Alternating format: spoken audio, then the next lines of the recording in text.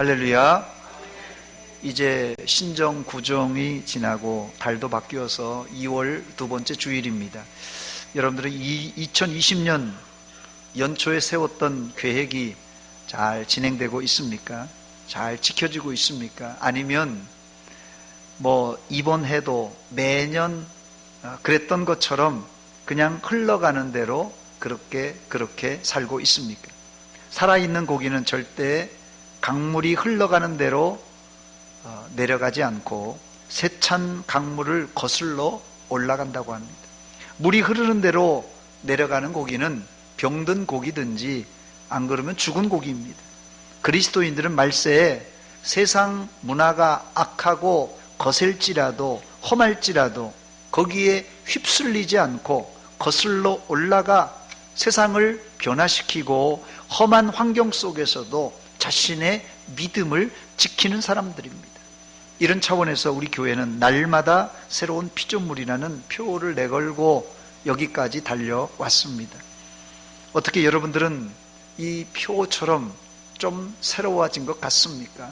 날마다 새로운 피조물이 되자고 그랬으니까 날마다 시간이 갈수록 좀 새로워진 모습이 보이냐는 것입니다. 어떻게 여기 서 있는 목사가 좀 새로워진 것 같습니까? 우리 교회가 좀 새로워진 모습입니까? 기독교의 변화는 깡패가 변하여 새 사람이 되는 급작스러운 변화도 있지만은 대부분의 변화는 날마다 조금씩 변하는 성장과 성숙이 주류를 이룹니다. 고린도전서 3장 6절에 바울 사도는 고린도 교회에 분쟁이 생겼을 때 이런 이야기를 했습니다. 나는 심었고 아볼로는 물을 주었으되 오직 하나님께서 자라나게 하셨다, 이렇게 말했습니다. 이 신앙생활을 농사에 비유하고 있습니다. 신앙은 하나님이 결과적으로는 자라게 하시지만 그 자람에도 이 교회를 개척한 바울 사도의 말씀과 이 기도의 씨가 심겨졌기 때문이고 그 후임으로 왔던 아볼로가 물을 열심히 주었기 때문에 이 신앙이 고린도 교회가 잘 성장하였다는 말씀입니다. 그래서 이 농사는 기본적으로 시간이 필요합니다. 우리 신앙의 성장도 성숙도 마찬가지입니다.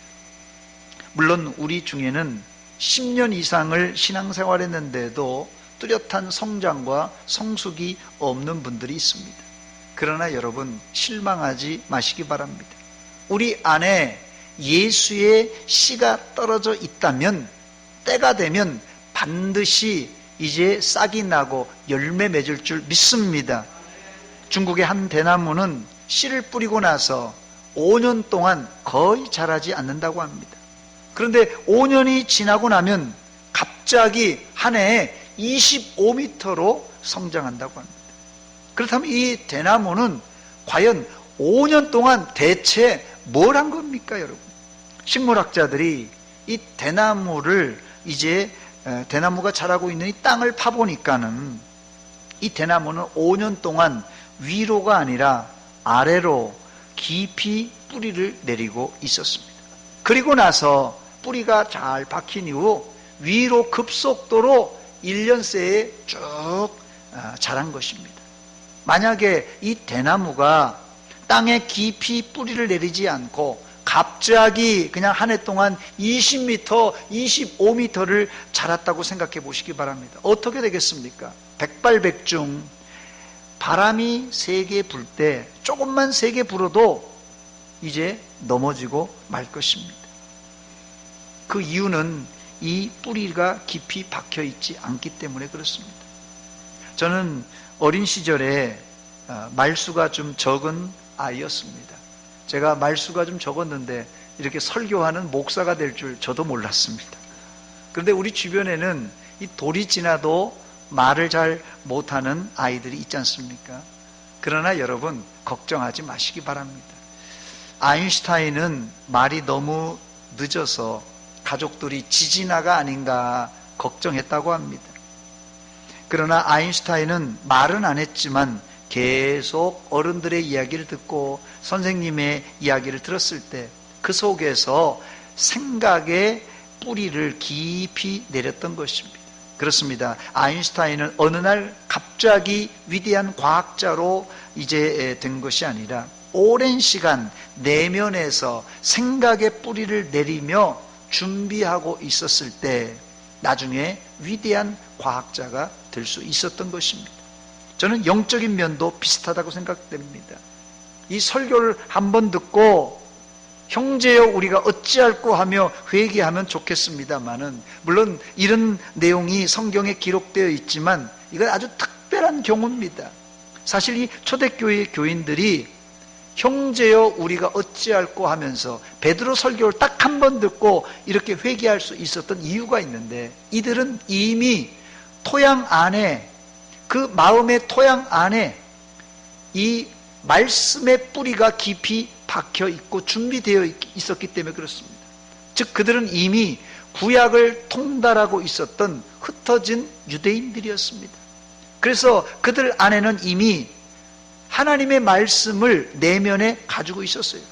그런데 하나님의 말씀을 달달달 암송하고 있고 또 잘 기억하고 있었지만 전혀 믿음의 활동이 없이 그냥 정체된 상태였습니다. 이때 오순절날 이제 이들이 하나님께 제사 드리러 올라가서 길거리에서 전도하고 복음을 전하는 베드로의 설교를 들었을 때, 바로 이 베드로의 설교가 하나의 도화선이 돼서 3,000명의 사람들이 그 마음에 있었던 말씀이 화약꽃처럼 확 일어나서 형제여 우리가 어찌할꼬 하면서 회개와 부흥이 일어났던 것입니다. 그러므로 오늘 과거 2000년 전에 있었던 이 베드로의 설교를 듣고 3,000명, 5,000명이 회개했다는 그 기록을 지금 현재 시대에 그대로 적용할 수가 없습니다. 그래서 하나님을 전혀 알지 못하는 이방인들에게 복음을 전할 때에는 이 말씀의 토양이 전혀 없기 때문에 사도들을 통하여서 기적과 이적을 보여주심으로 복음 전파를 가속시켰던 것입니다. 이제 1세기에 흩어진 유대인들과 또 사도 당시의 기적은 역사 가운데 많이 사라졌습니다.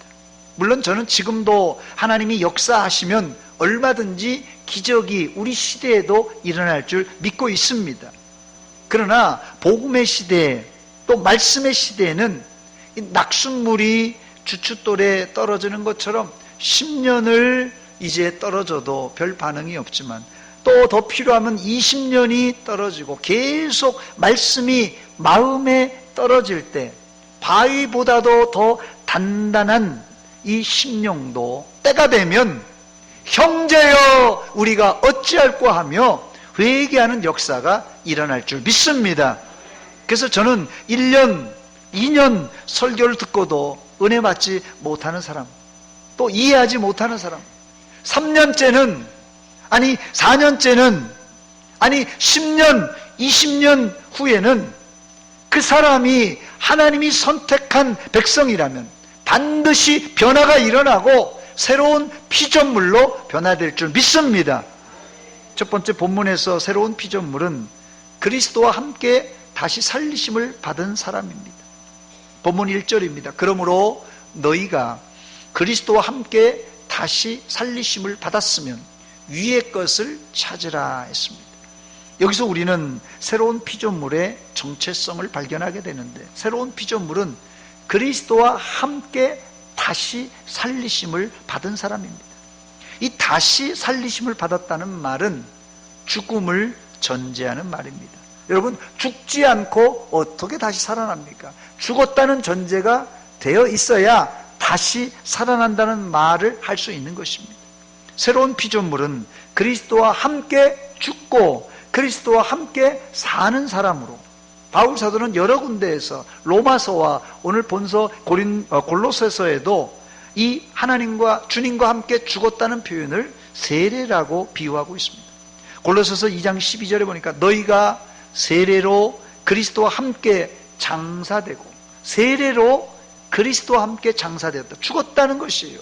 또 죽은 자들 가운데서 그를 일으키신 하나님의 역사를 믿음으로 말미암아 그 안에서 함께 일으키심을 받았느니라 그랬습니다. 새로운 피조물은 예수와 함께 십자가에서 장사되고 내가 그리스도와 함께 십자가에서 못 박혀 죽었다는 고백입니다. 이것이. 그리고 예수님과 함께 살아난 운명 공동체가 된 것입니다. 그런즉 우리 이제 내가 사는 것이 아니요 오직 내 안에 그리스도께서 사신 것이라고 했어요. 즉 우리는 십자가에서 죽고 또 주님과 함께 다시 사는 운명 공동체를 이룬 사람들입니다. 여러분, 운명 공동체란 무슨 뜻입니까? 생사나 존망에 관한 처지를 같이 하는 집단 또는 사회라고 말합니다. 요즘 군대에서 이런 운명 공동체란 말이 통할지 모르겠는데요, 우리 교회도 이 자리에도 아마 80세 중반 이상 되신 분들은 6.25 참전 용사들이 우리 교회에 몇 분 계십니다. 또 70세 넘으신 분들 중에는 월남전에 참여한 이 참전 용사들이 몇 분 계신데, 생사가 걸린 정쟁터에서 함께 했던 전우, 이건 세상 누구보다도 끈끈한 전우애로 이제 뭉쳐있는 사람들입니다. 전우가 누굽니까? 내가 죽을 처지에 놓였을 때 위험을 무릅쓰고라도 나를 지켜주는 사람입니다. 저는 신앙생활을 영적 전쟁터에 비유하고 싶은데, 마귀 사탄들이 호시탐탐 우리를 넘어뜨리려고 하고 있습니다. 이때 자기의 생명을 내걸고라도 형제 자매를 지킬 수 있는 사람, 바로 이런 사람이 영적 전우, 영적인 이 전우입니다. 이런 사람이 새로운 피조물이에요. 이런 자세가 바로 십자가의 희생의 정신입니다. 어떻습니까? 지금 옆자리에 앉아있는 성도님이 내가 죽을 고비에 있다면 나를 위해서 생명을 내놓을 사람 같습니까? 어떻게 해요? 예, 조용하네요. 예. 옆 사람이 어떻게, 내가 생명의 위협이 있을 때 내 생명을 이제 내걸고라도 구출하겠다, 이런 심정이 있어야 됩니다. 신앙생활은 예수님과 함께 죽는 대로 가는 거예요. 죽는 곳일지라도 같이 가는 것이에요. 동시에 형제 자매를 위해서 내 생명을 아끼지 않는 것입니다. 사도행전 20장 23절 24절에 바울 사도는 복음 전파를 위해서, 특별히 예수 믿지 않는 이방인들을 위해서 자기의 생명을 조금도 아끼지 않았다고 고백합니다. 오직 성령이 각성해서 내게 증언하여 결박과 환난이 나를 기다린다 하시나, 내가 달려갈 길과 주 예수께 받은 사명, 곧 하나님의 은혜의 복음을 증거하는 일을 마치려 하면은, 같이 읽습니다. 나의 생명조차, 시작, 나의 생명조차 조금도 귀한 것으로 여기지 아니하노라. 아멘. 바울 사도는 십자가의 희생을 몸소 실천한 사람입니다.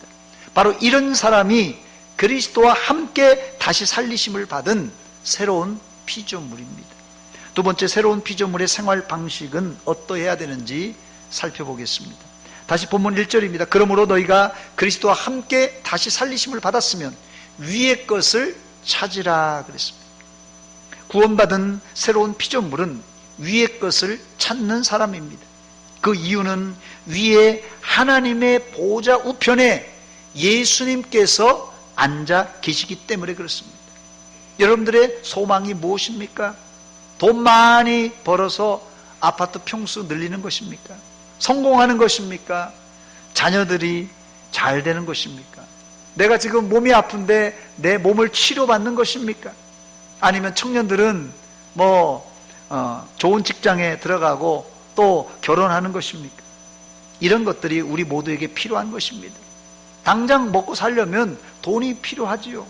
직장에서 이왕 다니면 승진도 하고 성공도 해야죠. 자녀들, 손주들 잘 돼야죠. 청년들은 좋은 직장, 좋은 배우자 만나서 결혼해야죠. 저는 이것을 부정하는 것이 아닙니다. 그러나 이 모든 방향이 어디를 향하고 있냐는 것이에요. 이 모든 방향이 하늘을 향하고 있는지 아니면 이 세상 것만 추구하고 있느냐, 이게 문제입니다. 지난번 제가 웨스트민스터 소요리 문답 1문 1답을 강의하면서 사람의 제일 되는 목적이 무엇이냐라는 질문에 하나님을 영화롭게 하고 그를 영원토록 즐거워하는 것이라 이렇게 말씀드렸는데, 인간의 삶의 목적은 이 땅에서 잘 먹고 잘 사는 것이 아니라 오직 하나님의 영광을 위한 삶이 되어야 된다는 것입니다. 이것이 하나님이 인간을 창조한 목적입니다. 이것은 다른 말로 우리의 세계관을 바꾸라는 말인데, 단지 땅을 쳐다보는 우리가 정면을 쳐다보고 있는데요, 마이너스 90도가 어딥니까? 마이너스 90도가 이 땅을 쳐다보는 이 마이너스 90도 시야를 보고 있는 이 마이너스 90도 시야를 플러스 90도, 여기서 플러스 90도, 이 플러스 90도 시야로 바꾸라는 말이 아닙니다. 여러분, 천동설과 지동설이 헷갈리죠. 천동설입니까? 지동설입니까? 이 천체의 움직임을 우리가 지금 현재 내가 서 있는 위치에서 판단하면 현상적이고 감각적으로는 뭐가 맞아요? 천동설이 맞아요. 나는 가만히 있는데 구름이 막 흘러가고 해가 지나가고 달이 또 흘러가고 해도 지고 동쪽에서 떴다가 서쪽으로 지고, 내가 가만히 보니까 나는 가만히 있는데 하늘이 움직이는 말이에요. 현상적이고 감각적은 천동설이 맞습니다. 근데 실제로는 뭐가 맞죠? 지동설이 맞지 않습니까? 예를 들면 이런 거예요. 우리나라에서 저 태평양 건너 미국에 대해서 알고 싶어서 미국을 공부하고 미국에 대해서 공부하고 미국에 대해서 아는 거와, 내가 비행기를 타고 미국 안에서 살면서 미국이 어떤 나라라는 것을 아는 거와는 이 천양지 차이라는 것입니다, 여러분. 즉, 위에 있는 것을 찾으라는 말은 단지 우리의 시야를 들어서 하늘을 보라는 그런 뜻이 아닙니다. 즉, 이 땅에서 천국을 바라보고 사는 것과 이 땅에서 예수님을 우리 마음에 모셔서 내 마음의 심령 천국을, 내가 예수님을 믿음으로 우리 가정의 가정 천국을, 우리가 예수 믿는 공동체로 모였으니까 우리 교회가 교회 공동체, 아름다운 작은 천국과 같은 그런 공동체에서 실제 사는 것과 그냥 하나의 천국을 바라보는 거하고는 이거는 완전히 다르다는 뜻입니다. 우리나라는 일제강점기를 지나고 6.25 전쟁과 경제적으로 어려웠던 60년대, 70년대 사실은 이 기독교가 더 왕성하게 일어났습니다. 그런데 거기에 비해서 또 부작용도 없지 않아 있었습니다. 예를 들면 일제강점기와 시기가 어려울 때, 시대가 어려울 때, 경제적으로 어려울 때 기독교인들은 이 종말론적인 신앙, 즉 주님의 재림을 고대하며 살았습니다. 그래서 주님 고대가라는 것을 많이 불렀습니다. 손양원 목사님께서 작곡하신 곡입니다. 저도 어릴 적에 어른들이 부르는 것을 종종 들은 적이 있습니다. 아마 이 자리에는 60대 이상 되신 어른들은 아마 과거에 애창했던 찬송이라 생각이 되는데요. 낮에나 밤에나 눈물 머금고 내 주님 오시기만 고대합니다. 가실 때 다시 오마 하신 예수님, 오 주여 언제나 오시렵니까? 3절 가사는 이렇습니다. 먼 하늘 이상한 구름만 떠도 행여나 내 주님 오시는가 해 머리 들고 멀리 멀리 바라보는 마음, 오 주여 언제나 오시렵니까? 이게 주님 고대가입니다. 주님 고대가를 부르며 주님을 고대하는 이 종말론적인 신앙은 아주 건전한 신앙입니다. 여기까지는 좋은데 너무너무 지나치게 하늘만 바라보다가, 그래서 주님 오신다고 한참 이 70년대 말에 80년대 뭐 여러 가지 이단들이 하면서 하늘만 쳐다보는 사람이 있었어요. 야, 구름만 이상하게 떠도 이 주님 오시는 거 아닌가? 뭐 조금만 이상해도 주님 오시는 거 아닌가? 이렇게 하다가 한국교회는 시한부 종말론의 덫에 걸리고 말았습니다. 사실은 이 신천지 이단도 그때 뿌리를 둔 이단입니다. 여기 본문의 위의 것을 바라보라는 말은 단지 우리의 시야를 들어서 하늘을 보라는 그런 의미가 아니라, 정확하게 말하자면 하늘 위에 계신 하나님을 바라보라고, 예수님을 바라보라는 뜻입니다. 1절 말씀 다시 읽습니다. 그러므로 너희가 그리스도와 함께 다시 살리심을 받았으면 위의 것을 찾으라. 그 위의 것을 찾으라는 것이 무슨 뜻입니까? 거기는 그리스도께서 하나님 우편에 앉아 계시느니라고 했어요. 그리스도인들이 위를 쳐다봐야 되는 이유는 이 물리적인 현상적인 이 하늘을 바라보라는 것이 아니라 하나님 우편에 앉아 계신 예수님을 바라보고 주님을 사모하라는 그런 뜻입니다. 보고 싶어 예수님 얼굴. 그렇지만 키가 작아 보이지 않아. 삭개오는 헝금헝금 올라갔어요. 뽕나무 꼭대기로 올라갔어요. 잘 보인다 예수님 얼굴. 사랑 많은 그 얼굴이 잘도 보인다. 삭개오는 살금살금 보고 있어요. 뽕나무 가지새로 보고 있어요. 내려와요 착한 삭개오. 예수님이 아래에서 부르셨어요. 삭개오는 불이 나게 내려왔어요. 예수님을 제 집으로 모시었어요. 어린아이들이 부르는 찬송이지만 복음적인 내용이 담겨져 있습니다. 모든 사람들이 삭개오를 매국노라고, 이 죄인이라고 손가락질했어요.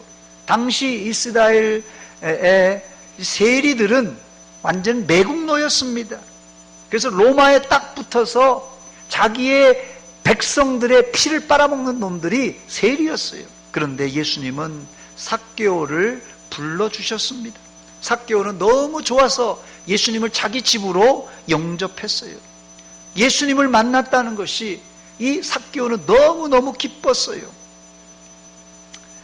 그래서 예수님을 자기 집으로 모시고 예수님을 가까이에서 볼 수 있었던 영광을 얻었습니다.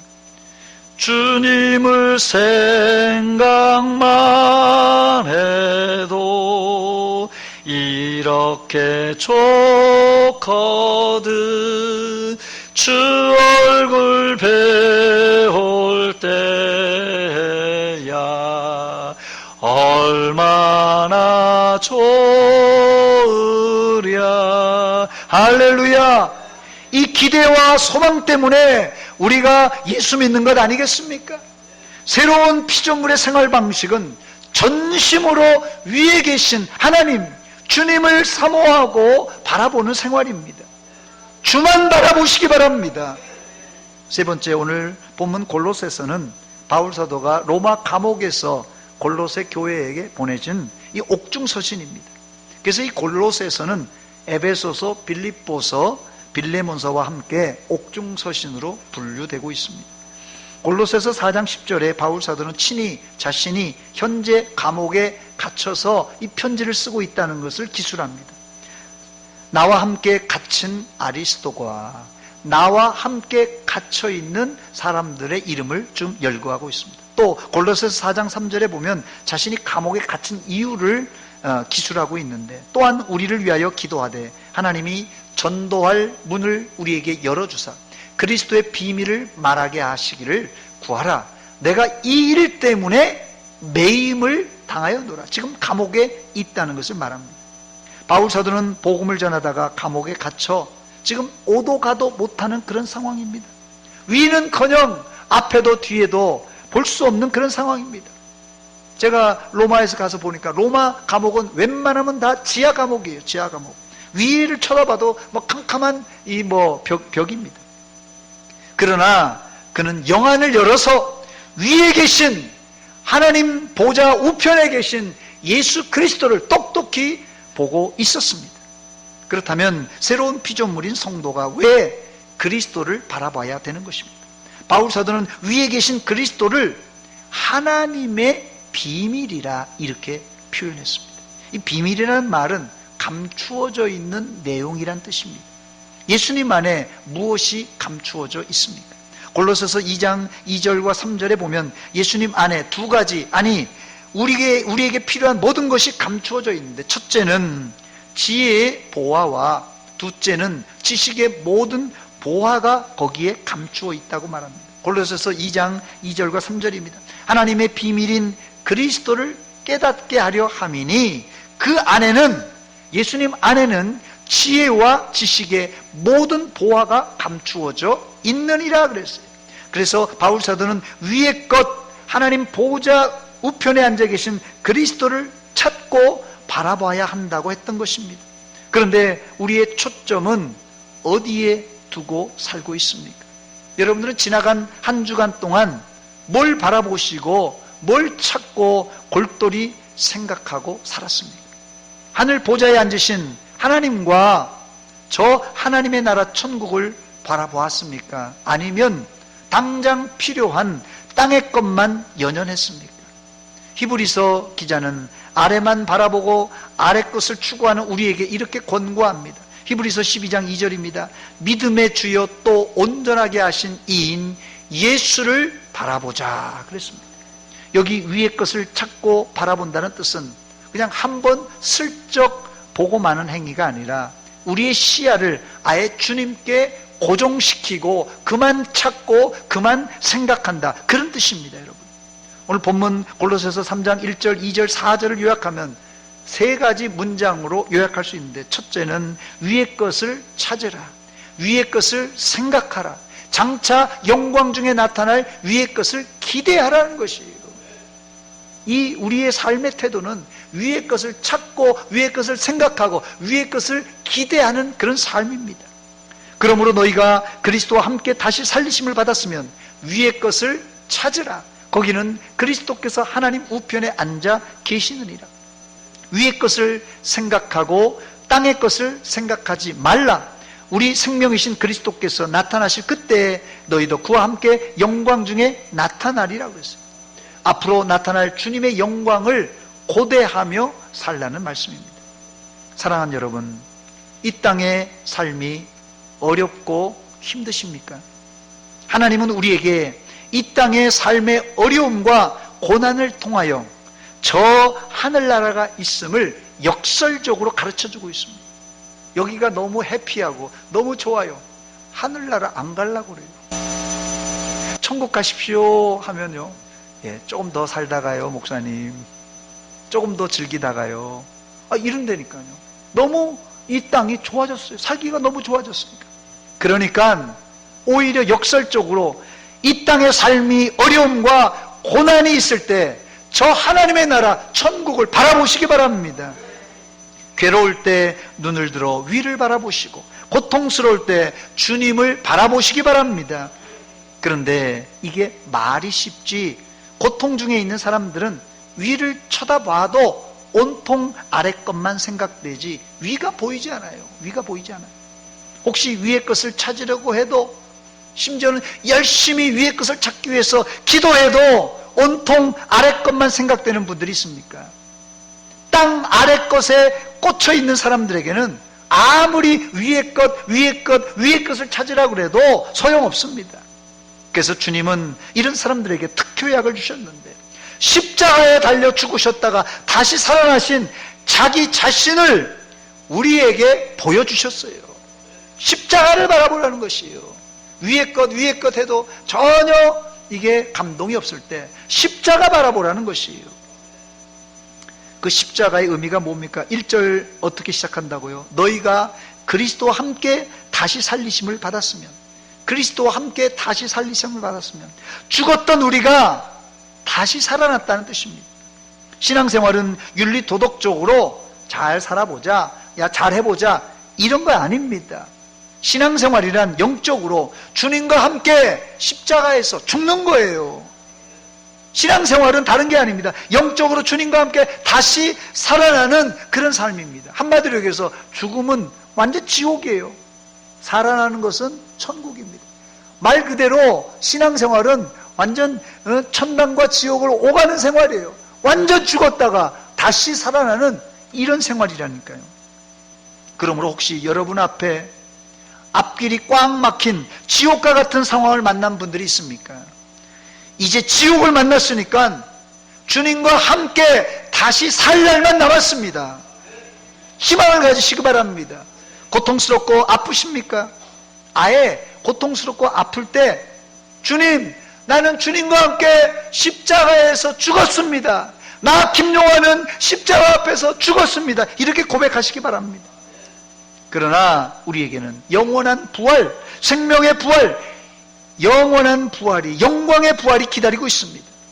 그것도 주님과 함께 다시 사는 부활입니다.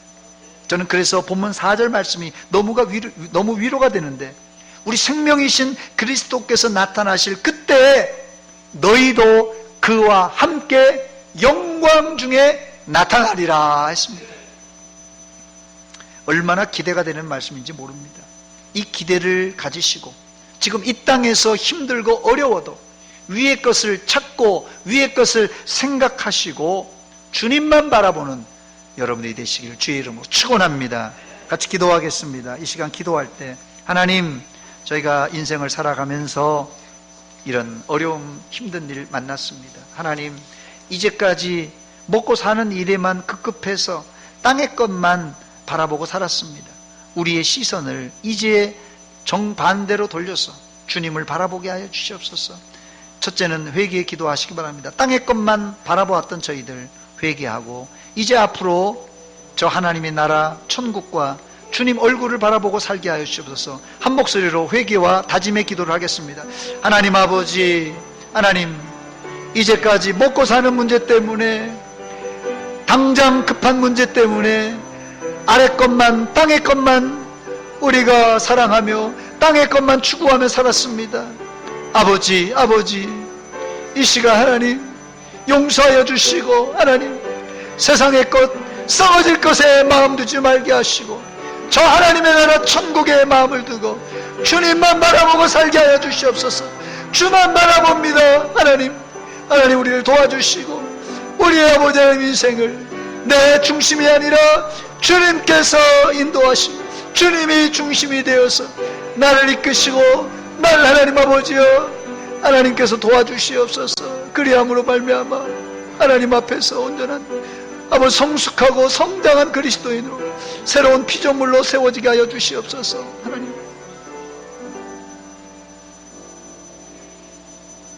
하나님 우리 아버지 은혜와 사랑 감사드립니다. 오늘 말씀을 듣고 도전받습니다. 이제까지 우리가 열심히 살아왔지만 땅의 것, 썩어질 것에만 관심을 가지고 땅만 쳐다보고 살았습니다. 이제 우리의 시선을 주님께 돌리게 하시고 하늘나라 저 천국의 영광을 바라보며 살게 하여 주시옵소서. 예수님의 이름으로 기도하옵나이다. 아멘.